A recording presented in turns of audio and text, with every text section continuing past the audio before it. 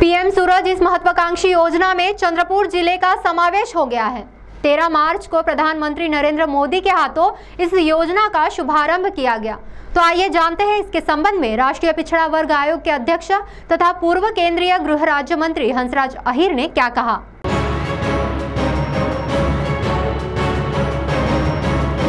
देश के मुख्य प्रवाह से वंचित रहे अनुसूचित जाति, अन्य पिछड़ा वर्ग और सफाई कर्मचारियों के पाल्यों के लिए शिक्षा की प्रभावी सुविधा, शिष्यवृत्ति, साथ ही सीमांत वर्ग के शैक्षणिक, आर्थिक और सामाजिक सशक्तिकरण और कम ब्याज दर में कर्ज द्वारा आर्थिक सहायता आदि प्रयोजनार्थ राष्ट्रव्यापी स्तर पर चलाए जाने वाले पीएम सूरज इस महत्वाकांक्षी योजना में चंद्रपुर जिले का समावेश किया गया है।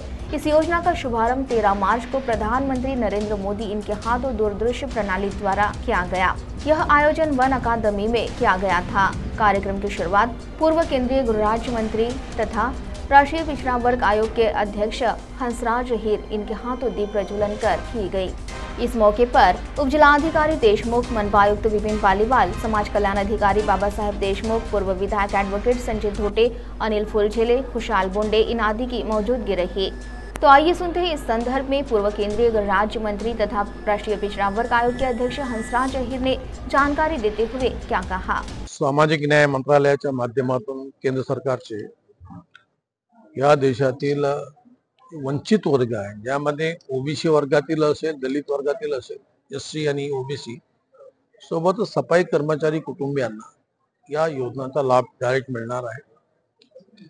या 1 लाख कुटुंबीय 1 लाख लोकांना याचा लाभ मिळण्याकरता ही योजना लॉन्च झालेली आहे। या सूरज या नावाच्या योजनेतून आणि ओबीसी दलित वर्गातील किंवा सफाई कर्मचाऱ्यांच्या मुलांना शिष्यवृत्तीपासून उच्च शिक्षणाकरता मिळणारं जे कर्ज आहे त्यालाही सरकारने कमी व्याज दर ठेवून आणि उद्योग करण्याकरता उद्यमींना, व्यापार उद्योग व्यावसायिकांनाही यामध्ये 3.5% ते 9% पर्यंत व्याजाचा दर राहून कर्ज मिळणार आहे। ते सहजता आहे त्याच्यामध्ये।